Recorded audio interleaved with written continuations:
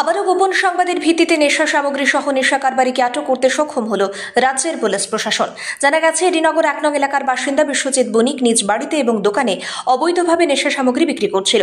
সেই খবর সূত্রের মারফত পেয়ে এডিনগর থানার পুলিশ বিশ্বজিৎ বণিকের বাড়িতে অভিযান চালায় এবং প্রচুর পরিমাণে নেশা সামগ্রী উদ্ধার করে। পুলিশ নেশা সামগ্রীগুলোকে আটক করে এবং সেগুলোর সাথে অভিযুক্ত বিশ্বজিৎ বণিককে গ্রেফতার করে থানায় নিয়ে আসে পুলিশ। এদিন সংবাদ মাধ্যমকে এডিনগর থানার ওসি বিজয় দাস জানান, এর আগেও একবার বিশ্বজিৎ বণিক একই অপরাধে ধরা পড়ে ৩ মাসের জেল খেটেছিল, কিন্তু জেল থেকে বেরিয়ে আবার সেই পথে হেঁটেছে। সূত্রের সেই খবর পেয়ে অভিযান চালায় এবং তার সত্যতা পায়। আগামী দিনেও পুলিশ প্রশাসনের পক্ষ থেকে নেশার বিরুদ্ধে এই ধরনের অভিযান জারি থাকবে বলে জানিয়েছেন তিনি।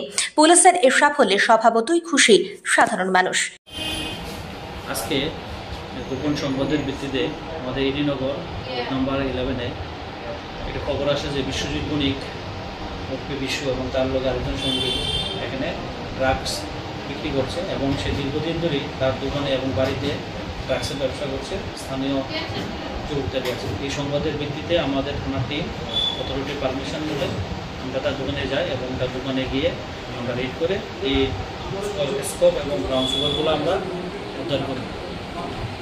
বিশ্বজিৎ বণিক এর আগে 2023-এ একবার অ্যারেস্ট হয়েছিল তার বাড়ির থেকে, তখন বিপুল পরিমাণে আমরা ব্রাউন সুগার উদ্ধার করেছিলাম এবং তার বিরুদ্ধে NDPS কেস বলে ও 3 মাস জেল খেটে এসেছে।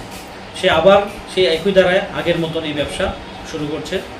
দীর্ঘদিন ধরে এলাকাতে এরকম করছে, আমাদের কাছে খবর আসছিল। তো আজকে আমরা তাদের দোকানে গিয়ে পাই এবং এই মালগুলা উদ্ধার করি।